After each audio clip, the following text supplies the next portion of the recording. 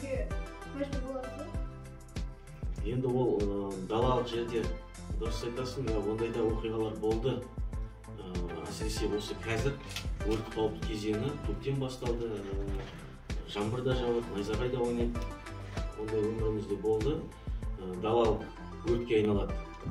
Оған біздің қызметкер әрине шығады. Айтайын, жұмыста жүргенде тек осы жеке құрам, біздің өрт сөндірушілеріміз, құтқарушыларымыз кез келген құтқару операцияларында дене жарақатын алмай, үйіне аман-есен оралуын тілейміз.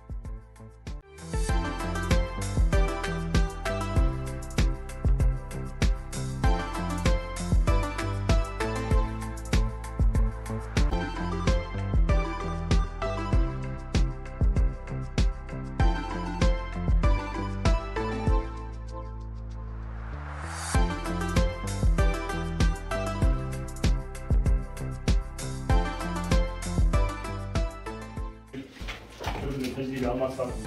Енді осы азаматшылар ағаларын мәселелерін қабылдағаннан кейін 112-ке түскен қоңырауларды өткізуге демейді бастады. Полиция төмен жүргізеді осы қабылдағаннан кейін кәсіпкер контракты өрт бойынша мына жақта қыздарға жіберген. Ол хабарланадан үрей жағдайда не айтып бастырған сіз айтып түсінбей қалған жағдайда мына жерде аудиозапись дейін бар. Соны да тыңдау болады ма?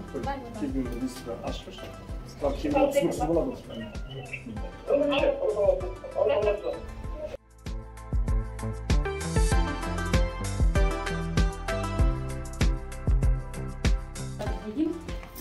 Огнетушитель деймін, да, былай айтқанда? Бірінші көмек көрсететін. Мынау мінекей жаңағы ең бірінші ежелгі жаңағы бізде өрт сөндіру насосы дейді, бұны.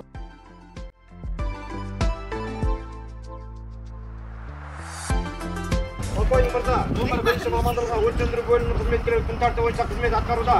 Дайындап тұрған подполковник Байекеев. Еркін товарищ. Доклад жасап тұрып алады.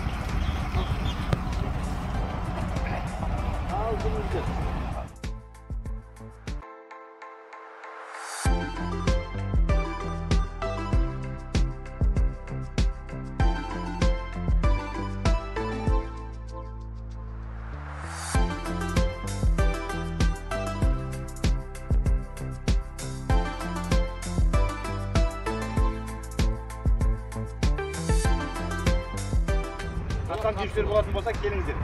Тренер тегін, барлық тегін. Үйірме тегін. Республикалық чемпионатқа барасыздар. Бұл жақта тасып өтсең, международныйға барасыздар.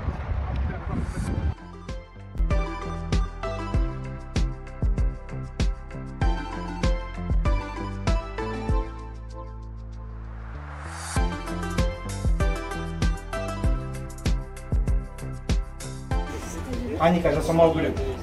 Дұрыс шешім қабылдау керек, адам құтқару үшін. Екінші қабаттан шығады, тасыма беріледі осы жерден. Ішінде якобы адам қалып қойып, соларды құтқаруға кірді бұлар.